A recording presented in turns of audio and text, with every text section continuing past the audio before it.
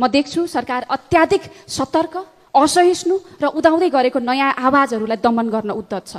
यसले के देखाउँछ भने सरकारले जनविश्वास गुमाइसकेको छ र गम्भीर सङ्कटमा छ। तर सभामुख महोदय, यो सङ्कट सरकार आफैले निम्त्याएको हो। सरकारले कानुनलाई न्यायको तराजु बनाउनु पर्ने थियो, तर प्रतिशोधको तरवार बनायो। उदाउँदै गरेको नयाँ शक्ति जो यही गणतन्त्रमा जन्मिए, हुर्किए र लोकतन्त्र जोगाउने पहिलो पंक्तिमा उभिन सक्थे, उनीहरूलाई नै झुटा मुद्दा लगाएर दमन गर्ने प्रयत्न गरिरह्यो। सदनमा प्रश्नको जवाफ नदिने, उल्टो प्रश्न गर्ने सांसद होच्याउने, पत्रकारहरूको पास खोज्ने, सामाजिक सञ्जाल नियन्त्रण गर्न विधेयक लिएर आउने, निषेधित क्षेत्र घोषणा गरेर सडकहरू कब्जा गर्ने, यी सबै नियन्त्रणमुखी शासनका लक्षणहरू हुन्।